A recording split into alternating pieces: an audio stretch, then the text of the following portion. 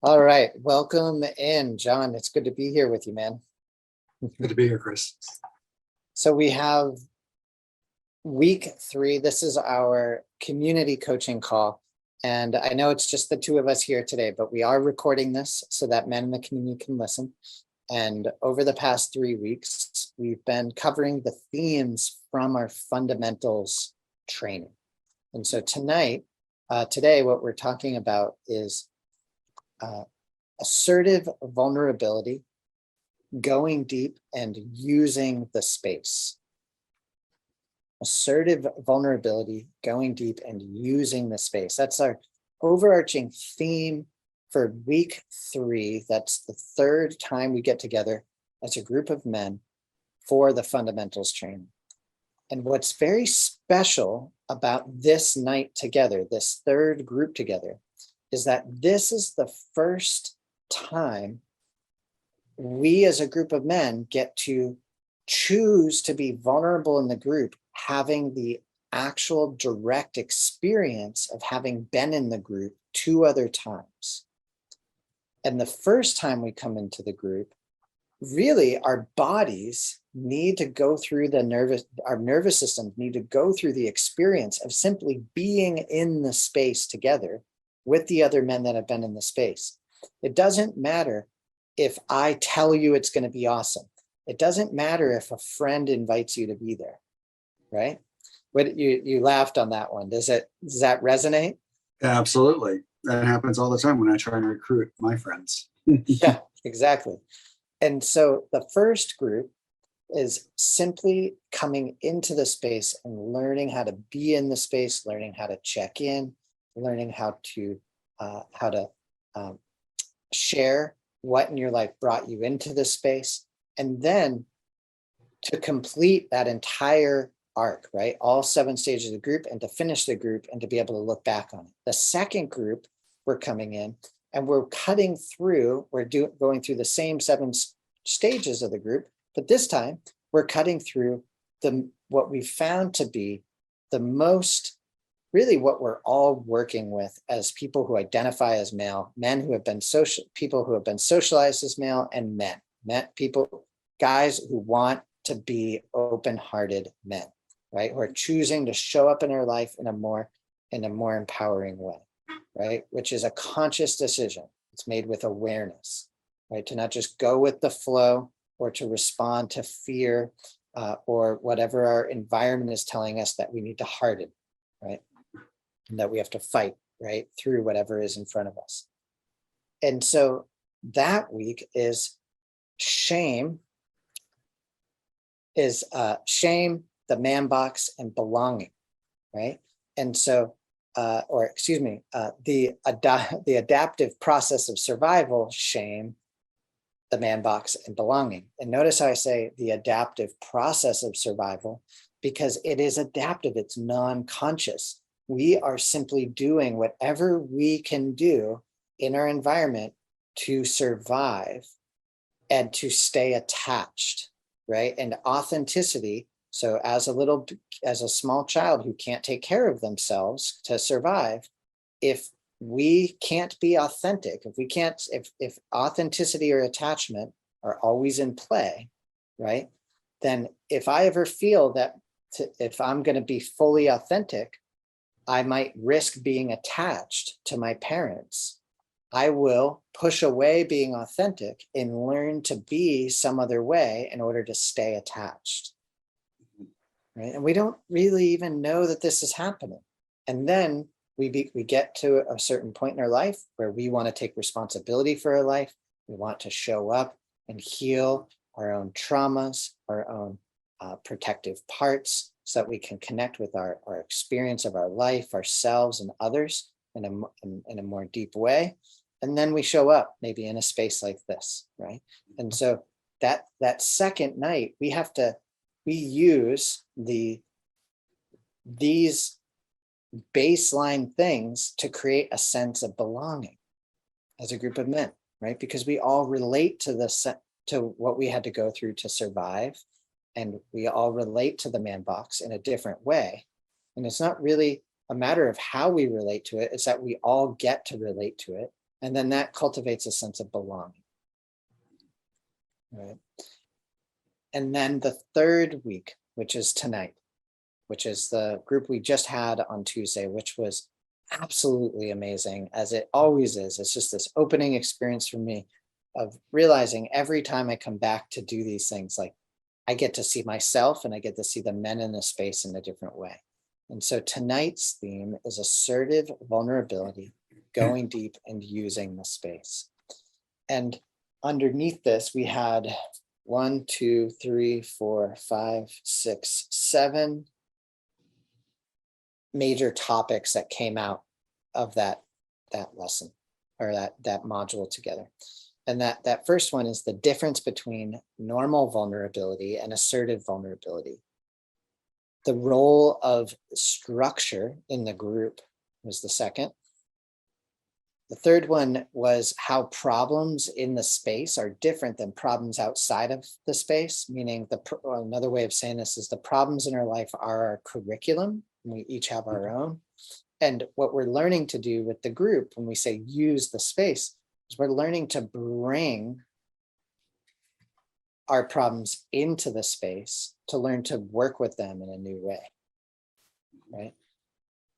And then the topic of scanning our perceptual database, which is something we start to learn how to do at the moment we come to check in, right? Like the moment we start to slow down and it becomes our turn to share something in the space, we all intuitively find that we actually have to go up into our head or into our bodies. We have to find something sensational, something meaningful that we want to share, and that's actually a skill.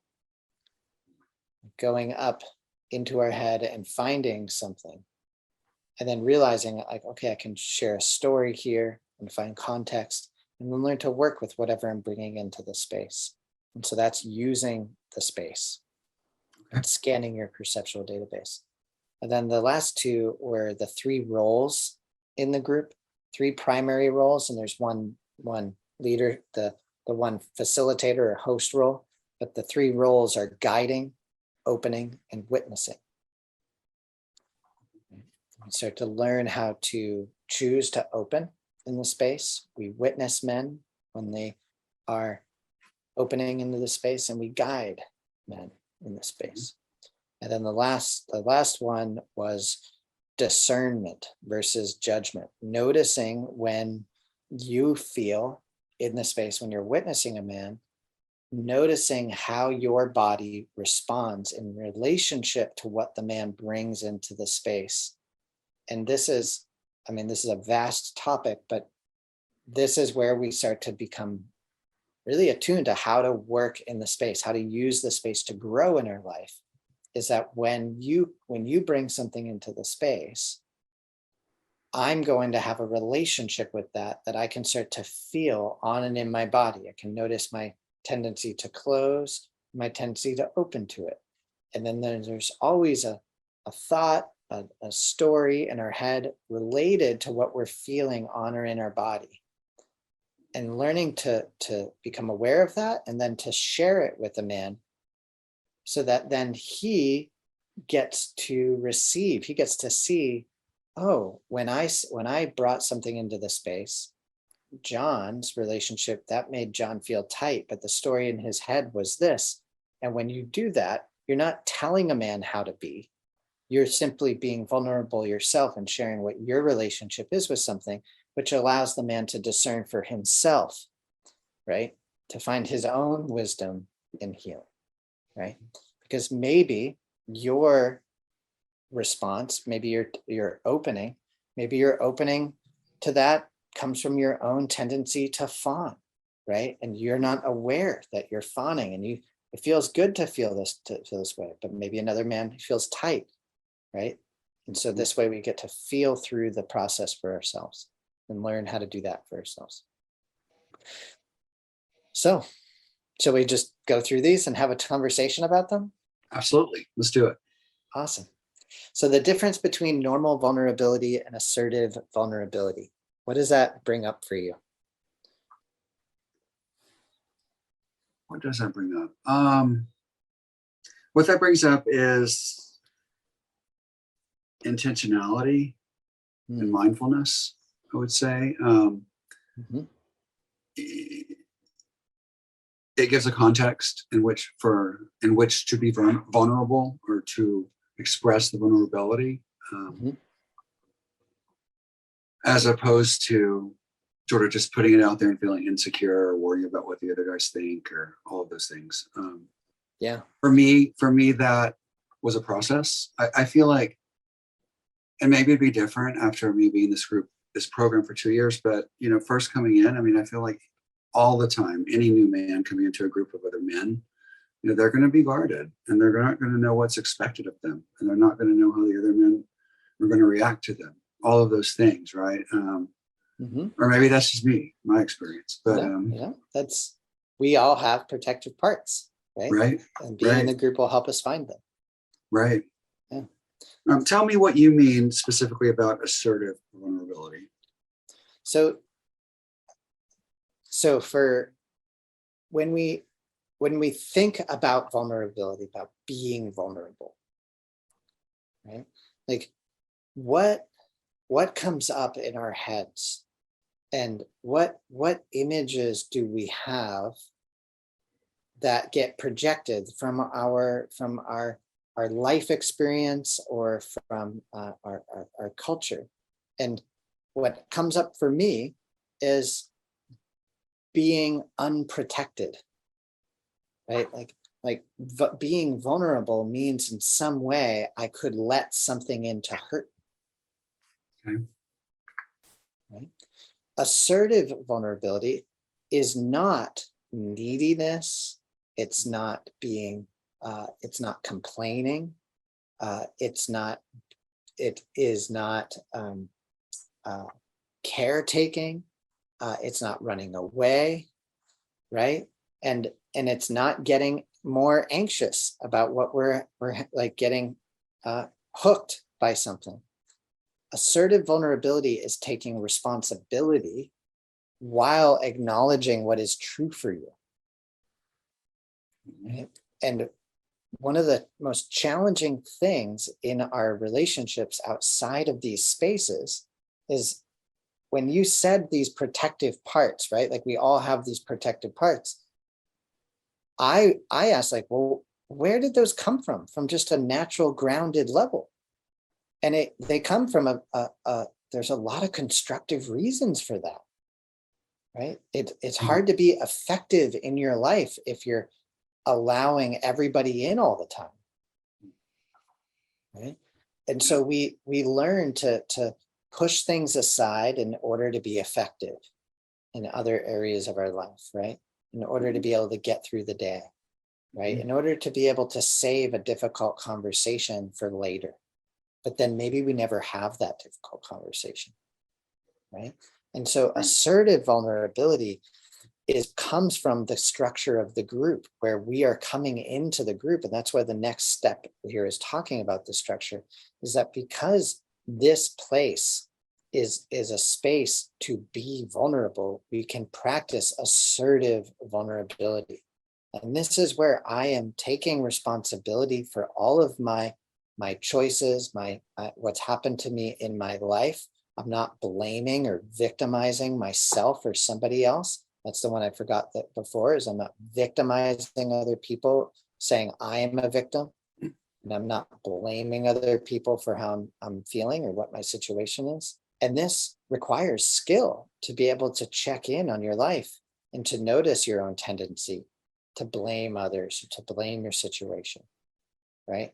And so I think the reason we want to talk about this is because when we talk about being vulnerable, I think, just to speak plainly, I think sometimes there's this sense of like that, like you lose your backbone coming in here. Like I'm gonna come in, I'm gonna talk about all of these things that I'm gonna be vulnerable, but then how is that gonna help me maintain a stable and attuned sense of self, right?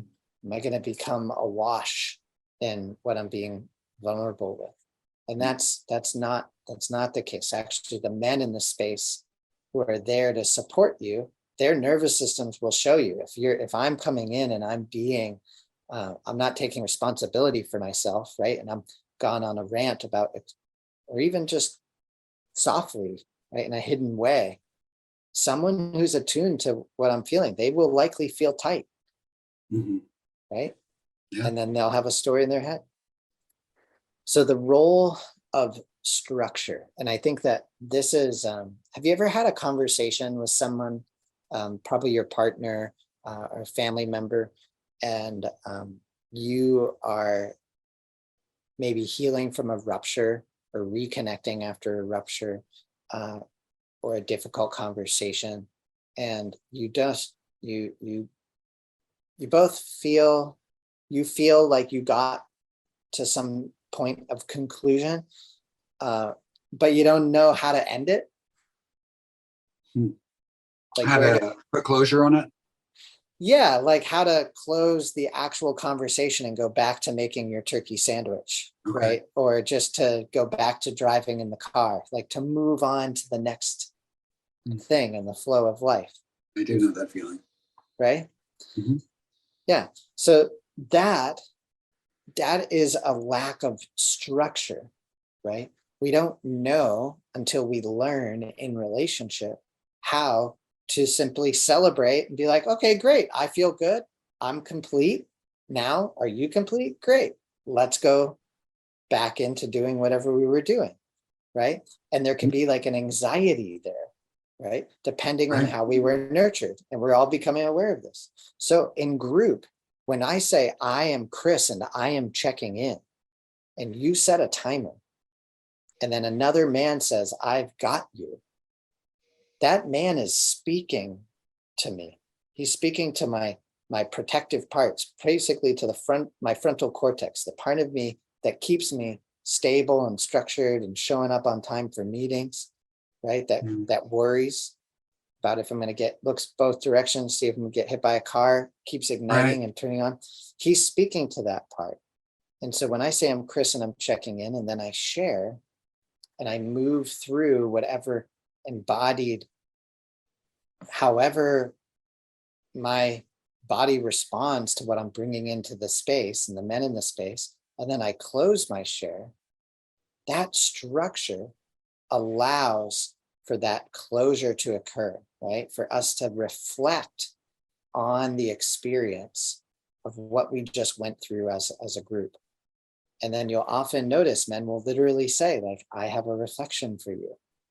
Mhm. Right? Or when you said that, I felt. This is all of the information we didn't get outside of the space. Right. Exactly.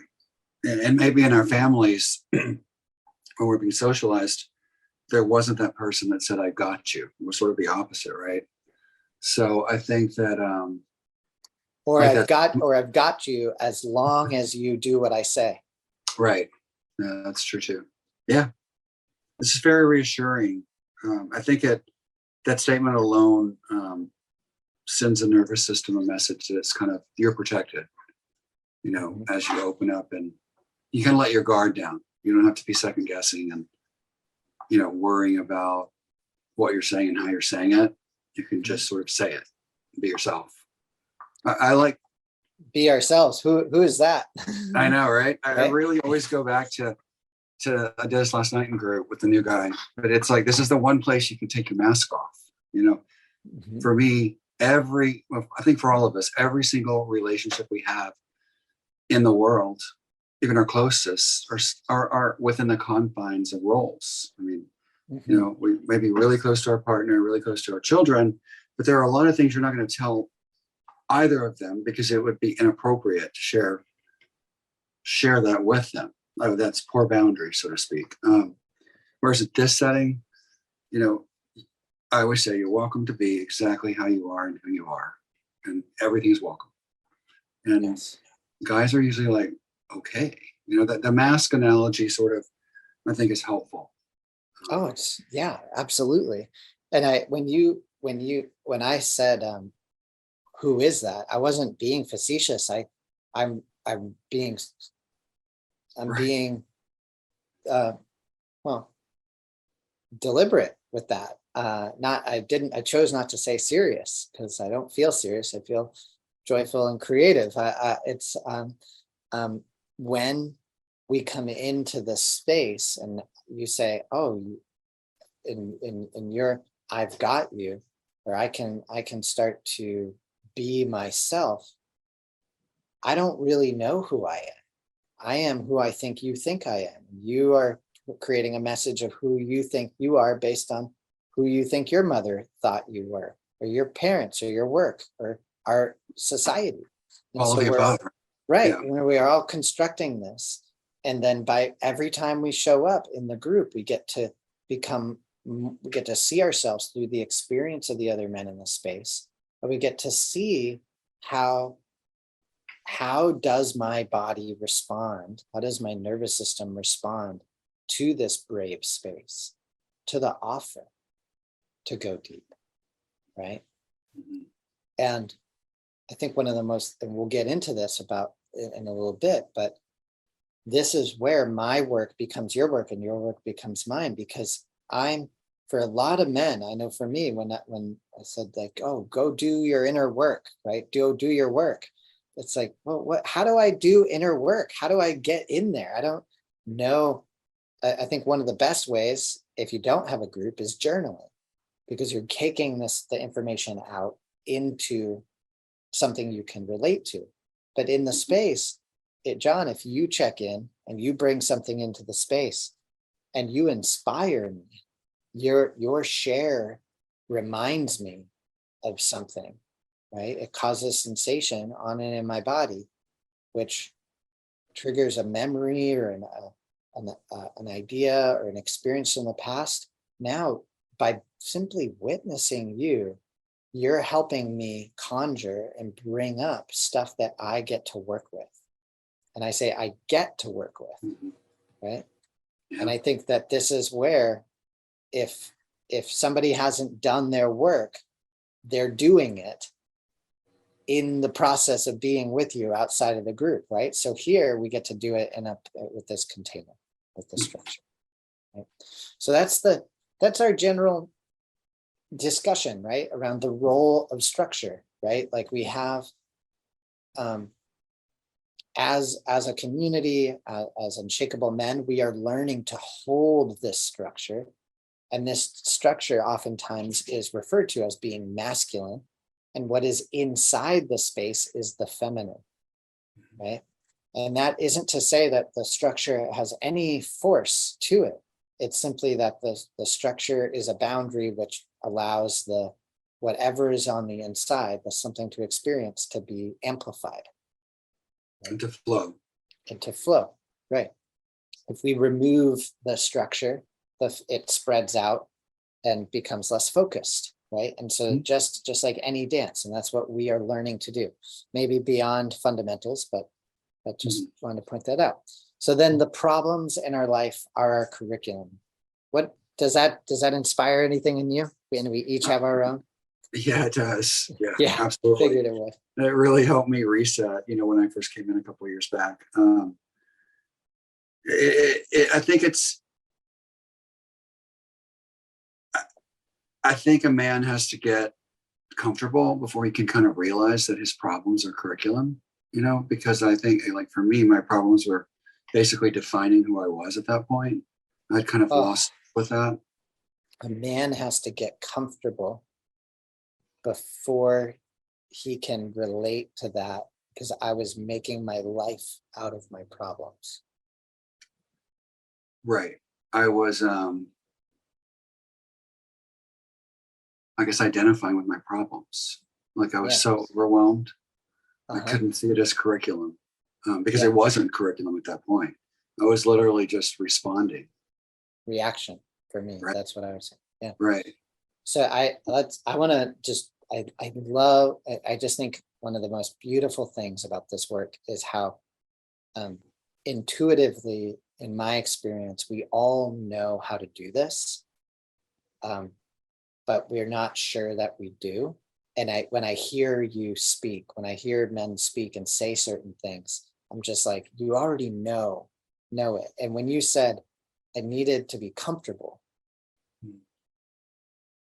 to me, what that means is I need a space where I can be where any and all emotions can be present, but I don't know how to do that. Mhm. I don't know how to construct it for myself. Right? Mhm. And then when you come in, when you drop out of that attachment, which you started to identify with, Mhm. that attachment for me comes from a place of caring. It comes from a place of wanting to fix, or in the Mhm. experience of our life as young men, thinking through problems. And so then the intellect or the ego says, oh, or the protective parts say, hey, if I get more anxious, if I if I um, if I get more aggressive, if I have more automatic thoughts, right, that are thinking, they're not divergent, they're convergent, they're getting narrowed in, right? And then my sense of self and who I am gets made up by all of that, right? Yep. But when we come into this space, and notice how we're not saying anything about what your problem was, right? Mhm. Or problems, like what the challenges were, Right. right? Because that doesn't actually matter in this group. It actually is more constructive for me and for you to have different perspectives on life, Uh-huh. right? It's not just about being having kids leave the house, right? And selling your business, and right, like getting to your later stages of life, being a king, right?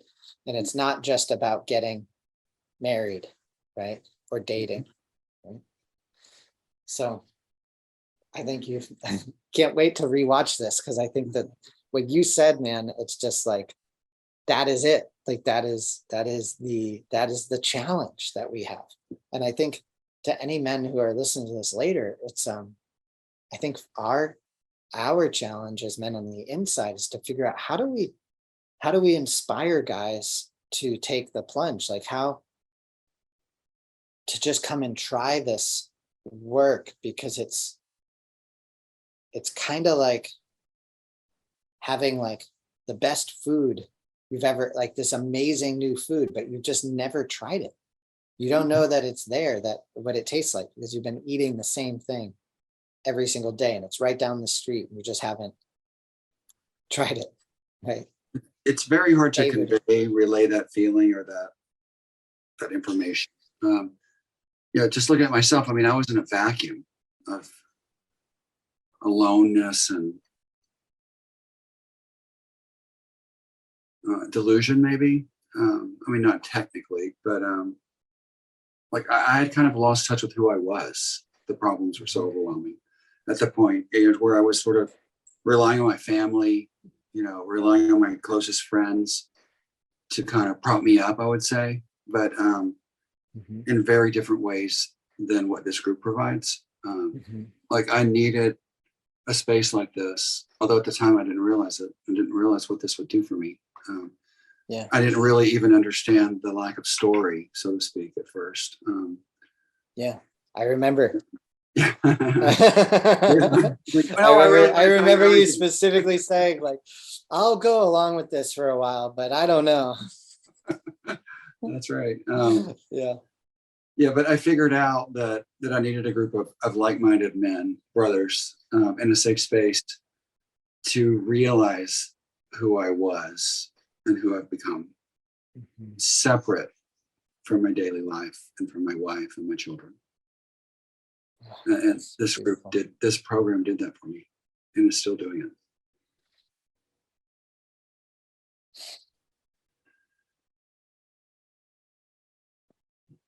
Mm.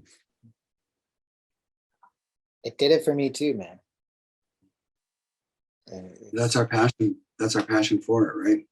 yeah. It's like we want. It's like we want to spread the word, spread the love.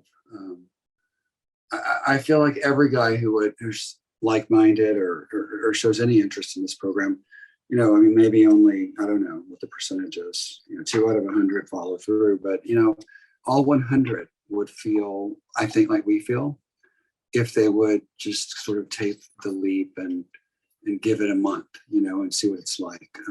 I hear that from new guys in group. I've heard it twice now from new guys who show up. They're really blown away at the intimacy and the feelings we're talking about. between current members that have already, established safety, and we're in it together, and we're practicing together. They almost feel overwhelmed with it, and they almost feel. One guy said, "I'm jealous of that," and it's like, but you can you will cultivate it. have that too, right? Like, Yeah. you're not gonna have it maybe on your first time, but it's like, it's not put on. Like, this is organic. This is just what's happening. So I think it just kind of blows their mind, because it's so different from other social situations that we find ourselves in. And I mean, I think one of my favorite books about spirituality, spiritual materialism, in Shogun Trungpa's book, literally titled that. I love how he often will say his use of poetry or poetic prose to say things, but it's so natural, it's supernatural.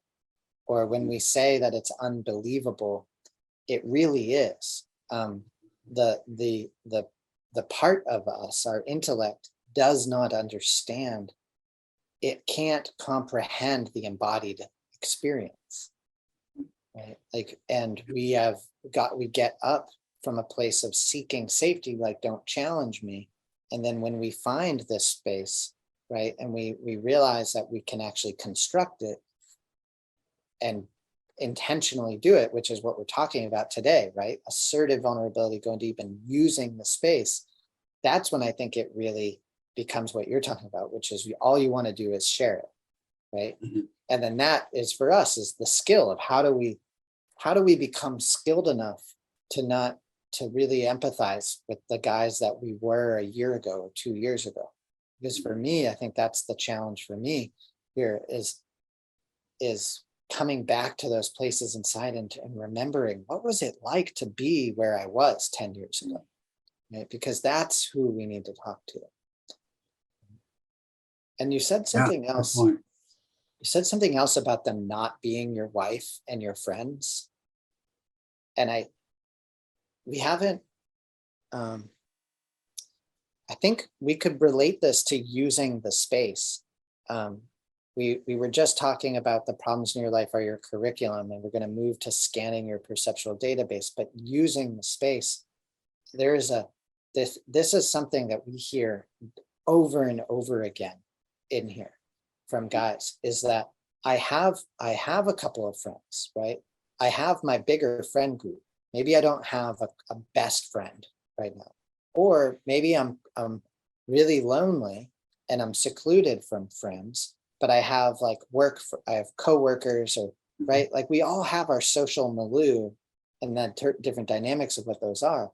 But there's something very powerful about having this group, which is intentionally designed to not be your friends, right? Like, right. We become brothers, right? Like we actually aren't just here to be friends. And I think you see that when there's a rupture in the group, right? And a man does something or brings something in the space and relates to it. And if anybody gets triggered, because our whole intention is to create a brave space, and we focus so much on repair, we realize I can get so much deeper than being a friend. Mm-hmm. Right? Yes. I mean, yes, absolutely. Okay. So scanning your perceptual database. This is a phrase we say a lot in group. Does it bring up anything for you, John? I noticed earlier you raised your eyebrows. Sounded like it didn't. On that one, no, not really, Chris. Okay. Not that particular phrase. Yeah. I was sort of still, yeah. I was still stuck on that, going deeper a little bit. We didn't really. I think that would be helpful to kind of define what that means, because deeper. I know I was tight at first around that, and I hear that line in a lot of contexts, around mental health therapy, this sort of thing, men's work. And so I was sort of always thinking, well, maybe I don't know how to do that, or did that just happen? Or like, what did I miss? Like it's a very abstract concept, I think. And so like how is going deeper in group, with the men present different than being with your best friend? Mm. Oh man, you I think you just brought me into my own relationship with my best friend, right? So I have two different best friends, one here in San Francisco and one from our lockers were next to each other in high school, right? And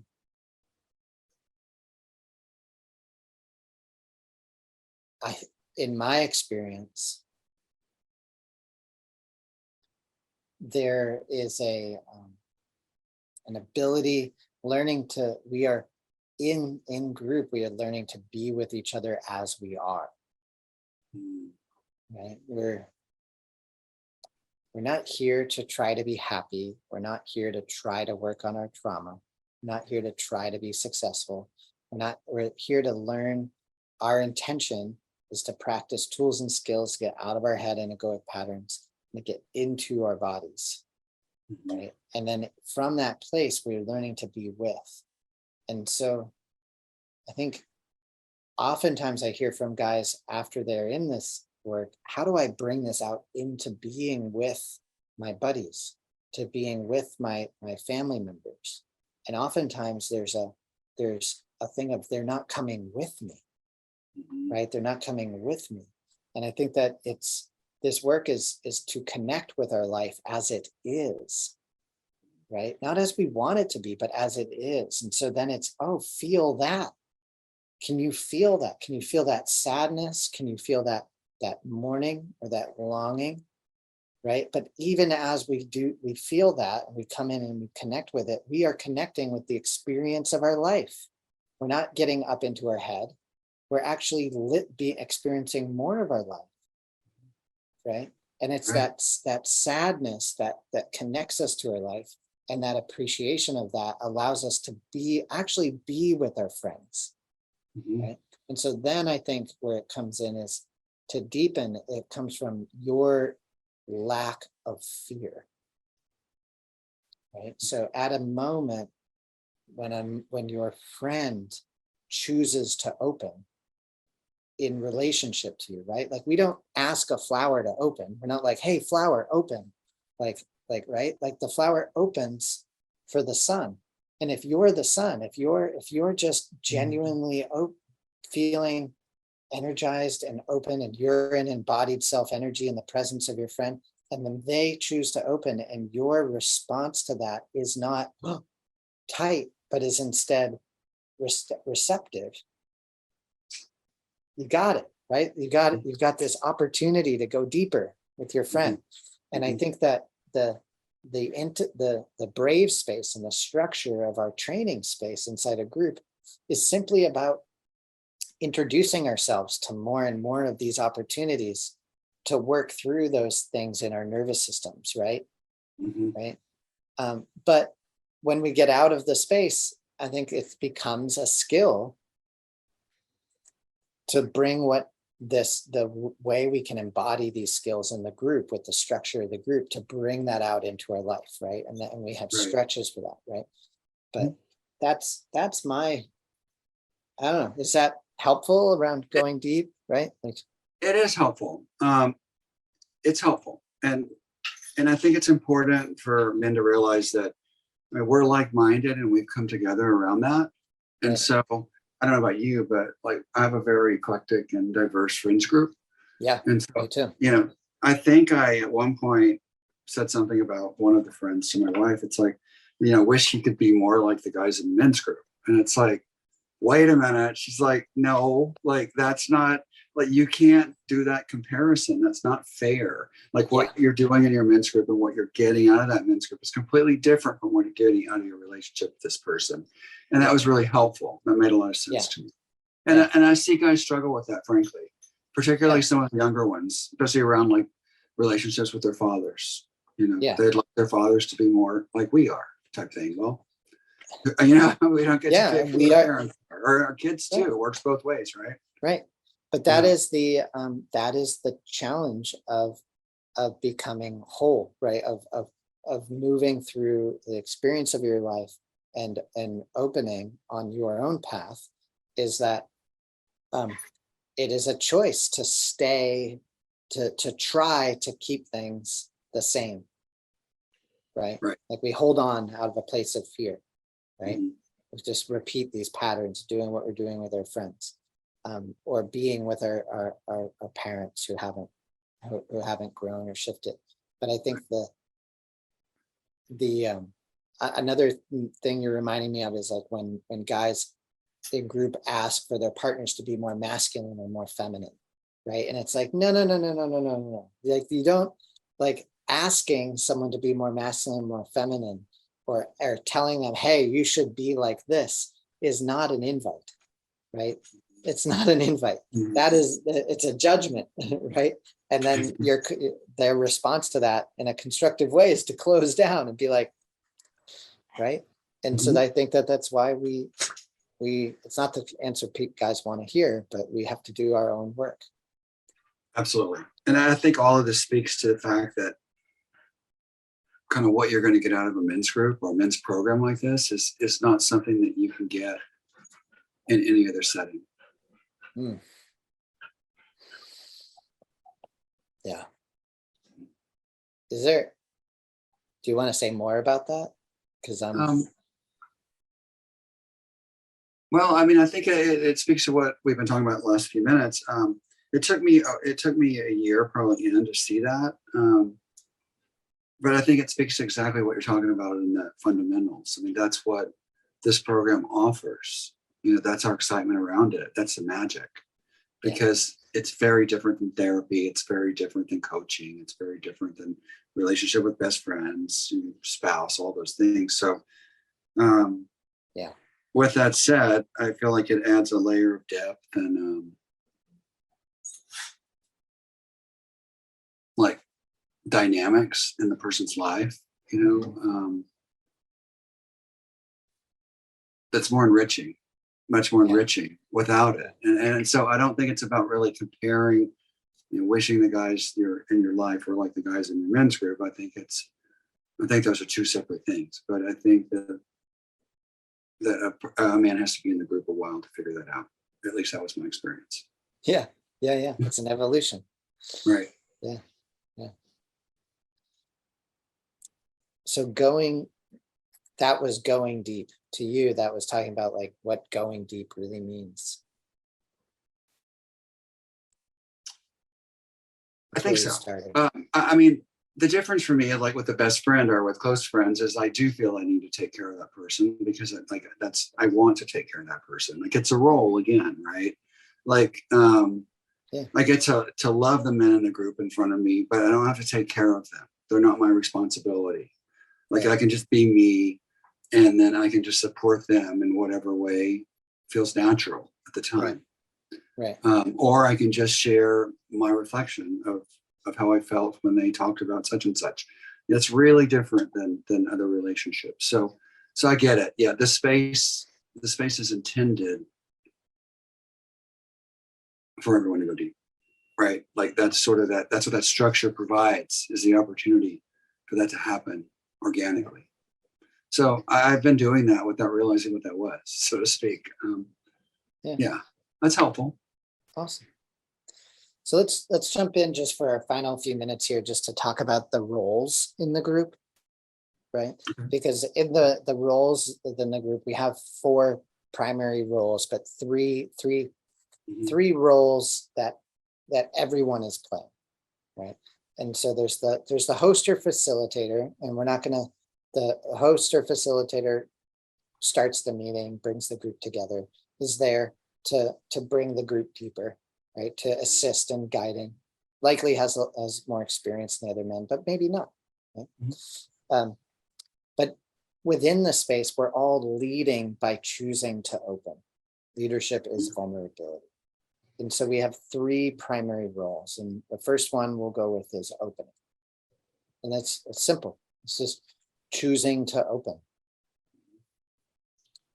Choosing to bring something into the space. Is there, you want to share anything from your perspective on like that is to you? Nothing other than I think, you know, for new guys, that's always sort of that first big hurdle, I think, of putting themselves out there. Mhm. Um, Mhm. but I think that our groups are so well established, and there's a lot of long-term guys that the role modeling that just happens naturally, as it's done in the last couple of groups where we've had a new guy. That's kind of what blew them away, right? It's like, whoa, I don't. But I think, Mhm. yeah, And so with those new, I mean, it's beautiful to hear your response, John, because I think that that's just really like knowing, right? At that moment when you hit that edge, your first time to choose to open, you realize like, I don't know what to do, or what do I do? And it is on me, and it is a choice. I'm choosing to give words to a place inside that maybe didn't have a voice, right? And right. and I can learn by witnessing another man without Mhm. doing anything, just by being with other men in the space and seeing how they open, right? Which brings us to witnessing. Mhm. Right? And so when we're witnessing the man, what he's saying, what he means by what he says, his body, his tone, his self energy, just the how he's holding his body, but also his embodied self energy, which is just anything that maybe even doesn't make sense, just ideas or visions, things that feel like they come in to the space in relationship to what he's bringing in. And then we're doing the same thing with ourselves. I'm witnessing my own experience in relationship to what the man is Mhm. bringing into the space. And then we have guiding, which is learning to bring a man deeper Mhm. into what he's experiencing, helping him get out of his head and get into the body, and then to follow that curve of any share to some resolution, right? To Mhm. what does the man need? What does he want? What does this part need? What does this part want? And how does it feel when we get there, right? And at this point, I don't want to go deeper into this for lack of opening up a different conversation, but we do that. This is sensational. We always feel this episode as we move through it, and then we get to come to some resolution because of the structure, right? Mhm. We're not just going on and on and on and getting back up into our head. We're going Mhm. deeper, right? And when we Right. get there, we usually there's usually something to experience. And when I use that word, that phrase, something to experience, which comes from the practice of pure awareness and somatic practice, there is a reason why we don't say what that experience is like. Because if I told you that it's going to feel good, then you're going to get the idea that it needs to feel good. And that's not the Mhm. case. It could feel horrible. Mhm. It's something to experience, but you know it when you get to it. And then from that place, we will usually feel inspired. There will be an idea or a next step, because when we get out of the head and we get into the body, our ability to think divergently comes out, and we get less narrowly focused and we can think divergently. And then we'll Mhm. use three things: a stretch, line of inquiry, or work statement. We're not going to talk about that, what those are, the Right. fundamentals, but we'll get into what those are. But they're tools to bring the work out of the space into our life Right. in specific ways. Right? Absolutely. And then we can bring them back to the group to reflect on, which is the accountability and the tracking. And so the final one, just moving at a breakneck pace here, is Mhm. discernment versus judgment. Mhm. Okay, and discernment versus judgment. I mean, when I just bring up that broad topic, discernment versus judgment, what comes to you in space? My mind seems to jump right onto the judgment. The fact that it is a space where there's no judgment is so significant to me. And again, back to making you guys feel comfortable, or yeah, in a group for the first time. I think pointing out that there's no judgment, Mhm. like really, like you can almost see them physically just like soften. Um, I I do think I I do want to I appreciate you saying that there is no judgment, but in order to, when you said that, I felt tight. Okay. And the story in my head is that there is judgment. It's just that we are acknowledging and taking ownership of our judgments. We're not allowing our judgments to take over in the space. So what I mean by that is that if I, like, because I can't, I'm a judging machine. We are judging machines, right? Discernment Like, versus judging. Okay. right. So assessment versus judging. How's that? I mean, for me, well, discernment versus right. judgment. Yeah. Gotcha. But what I heard you say there is like, and it's not that it's not right or wrong. It's just right. how are we, what I think is really meaningful here is that when we slow down in the group, right? And when a man shares, what I'm hearing you say is that you don't feel judged. You haven't felt you don't feel judged, or men don't feel judged, but judgment is occurring because it's automatic, right? Like if a man is slowing down and then and checking in and he's talking about how he's not doing things in his life that he should be doing with his partner, right? Another man in the group might feel tight, right? Okay. And then notice an immediate story that goes off in his head that whatever that man is doing is not good, right? Is bad. That is a judgment. Okay. But our ability to say, hey, when you said that, I felt tight. Mm-hmm. And the story in my head is that, like, as a partner, like, a man should be there for his kids, should be doing this thing, whatever, right? Mm-hmm. Because I'm taking responsibility for my relationship with what the man is sharing, I'm able to take the judgment and discern it. I'm able to see, to communicate what is happening in my head without placing it on the other man, without saying, you should be this, or you should be that, or you are doing something that is bad, which is what we don't know how to do in life, right? Like because to say, I think one of the reasons I feel energized right now about this is because judgment is not, is autonomic. It's non-conscious. It's not like when we check in our check-in, and I say, and I start saying, I notice a beautiful fog rolling through the trees, which I see right now. Beautiful is my judgment of the quality of the fog. Right. Gotcha. Right. Yeah. So we're doing it all the time. I think I'm coming more from a place of like in roles in our life. I mean, yeah, we're sort of raising kids. It's all judgment. I mean, being a boss, it's all judgment. So this is a space, like when I tell a guy, you can show up just as you are, to me, that's a message of, you don't have to worry about being judged, or at least being openly judged by others. I can see that for me. By you. I think by all the men in the group, because that's one of our agreements. Yes. Yeah. Right.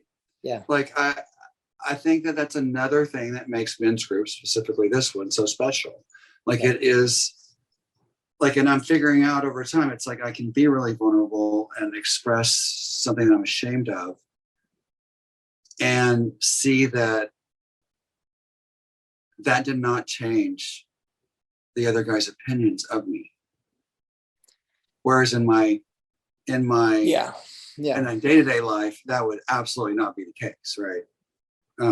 But I do. For me, that's where, like, I'm just saying, I don't know, maybe judgment's not the right word, but that's kind of where I'm coming from on that. It feels like, well, and then the other side of it is, it's not my job to judge. Like, I'm happy. I don't want to judge those guys. Like, I'm not responsible for them. I mean, judgment brings responsibility in my head. For me, John, what I'm reframing, if I could rephrase what I hear you saying, is that you're taking responsibility for your judgments. Okay. In the space, and other men are taking responsibility for their judgments, which allows this beautiful, brave space to be. And it's not that the judgments aren't happening at times. It's that I'm taking responsibility for when I am judging what a man is sharing, saying, at least at our level of our agreements. Because when we say that guys aren't going to judge, to me, it connotes like a fantasy land. And there, we want, there have been, and there are times where when a man comes in this space, I could hook a man. I could trigger a man in this space, right? And he could get hooked by his judgments, right? And then direct whatever he is experiencing at another man. And what's most important isn't that that doesn't happen, because then that creates a fear of having to put on a mask. What's most important is that when it happens, we learn how to work with what's in the space, and we learn how to repair that. Right. And I know you have been through that process with different men, right? Like you've supported that process. Yes, absolutely. Right? And it's an opportunity for us to look at ourselves, because ultimately that's what our own internal judgments are about, right? They're not about the other man. They're about what's triggered in us. Exactly. And I think that the dynamic nature of this work is always about being able to take responsibility for ourselves in relationship to the other men. Because if a man can't take responsibility for himself, then it does cause it does require someone to step in, right, to protect. And I think that that's what we see outside of these spaces in the world, is a lack of ability to create brave spaces, right? So awesome. We're going to talk more about discernment and judgment, but I actually really like that we got to go back and forth on that. So thank you, John. Thank you for showing up today to go deep on the topic of assertive vulnerability, going deep, and using the space. Is there anything you wanted to share or say? Just to complete? No, it's always a pleasure, Chris. Happy to be here. Enjoyed it as well. Thank you for being a part of the session today, and thanks for just being an awesome member of the community, man. Appreciate it, John. My pleasure. Thank you, Chris. Bye. Bye.